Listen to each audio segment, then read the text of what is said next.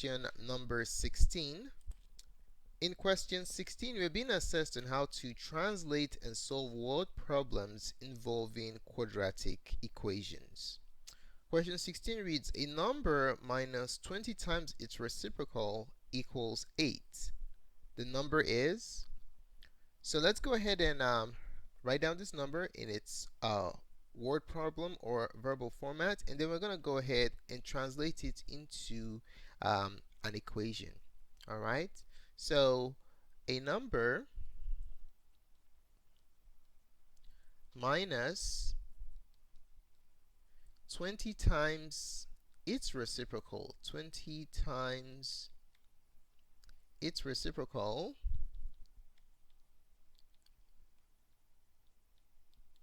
equals 8. Alright, so let's assign a variable to that number. Okay, so let x be the number. So if we assign a variable to the unknown, we can create an equation around that variable. Alright, so a number, we're going to be inserting x here. So a number x minus indicates the subtraction operation, 20 times its reciprocal. So what's the reciprocal of a number? Is 1 over that number, right? So if the number is x, its reciprocal is going to be 1 over x. So if we carry out that operation, it equals 8. So equals 8 is the last part of the equation. All right, so let's go ahead and write down what we have. The resulting equation from this statement is x, the number, minus 20 times its reciprocal, 1 over x, equals 8. Okay, simplifying further, we have x minus 20 over x. Imagine as though this is 20 over 1, right? So if you're multiplying two fractions, you multiply numerator with each other and denominator with each other. Okay, so that's how you get 20 over x equals 8. So we have a rational equation here. We have a rational equation because this equation has a variable in the denominator position. Now, whenever you have a variable in the denominator position, it introduces a certain level of complexity in the problem. Okay, so how can we simplify this problem? How can we express it in such a way that we do not have a variable in the denominator? So in order to clear out the variable denominators, even if it were numbers, all you just have to do is multiply by the LCD. Alrighty, so x has a 1 underneath it, it has a 1 underneath it. Alright, so you just find the LCD of 1 and x, and then you multiply the entire equation by that. Okay, in this particular case, the LCD is clearly just x. So in order to clear out that one denominator component, we are going to multiply the entire equation by 8. By x, okay? So you multiply the entire equation by x. Now, when you multiply an entire equation by a variable or constant, you do not change that equation, because what you're applying to one side, you're applying exactly the same thing to the other side. Okay, so what we're going to do is multiply the entire equation by x. So what is that going to yield? It's going to give us x times x is x squared minus 20x over x equals 8x. Okay, let's go ahead and simplify that equation. When we simplify it, you notice since we multiplied by the LCD, this variable right here in the denominator and this x in the numerator will divide out. Okay, so we can divide those out. X goes here 1, x goes here 1.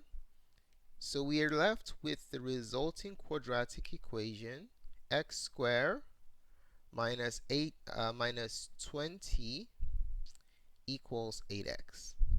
Alright, so now what we're going to do next is we're going to proceed to place this equation in standard form. Okay, so that's the easiest way to solve a quadratic equation. You want to place in standard form. Alright, That's ax squared plus bx plus c equals 0. When you place it in standard form, you can then use the quadratic formula or the factorization method to solve it. Now, to accomplish that form, we're going to go ahead and subtract 8x from both sides of the equation.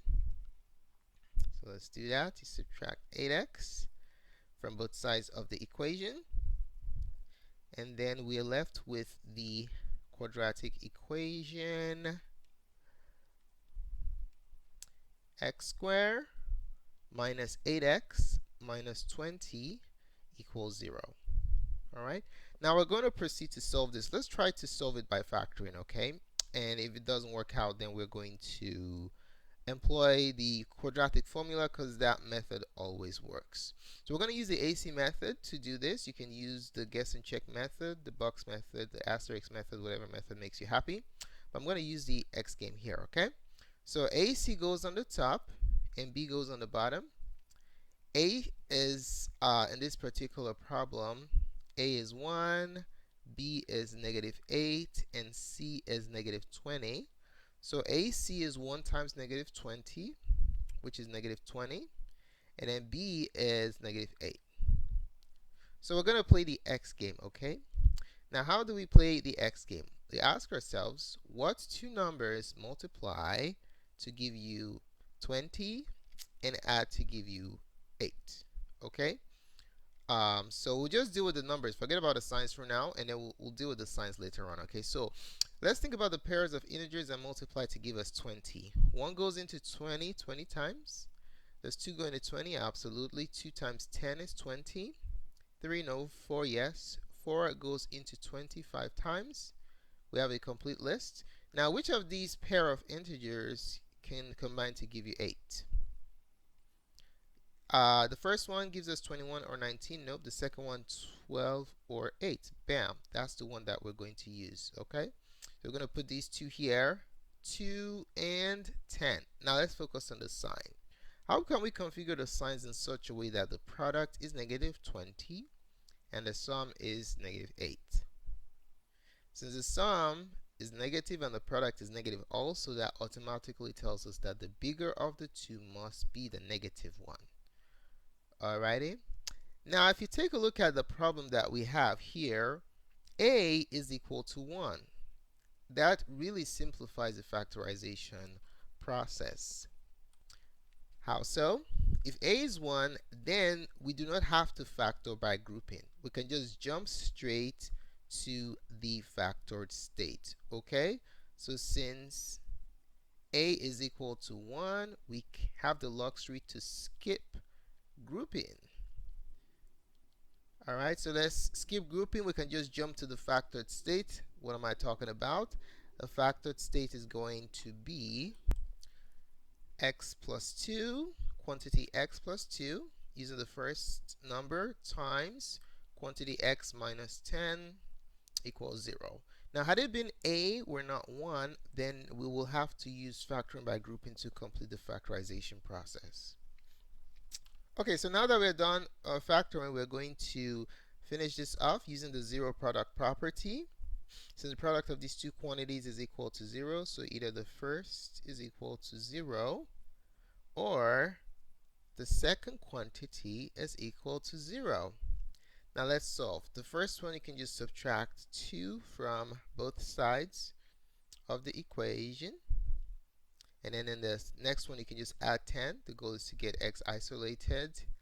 And we have x equals -2 or x equals 10.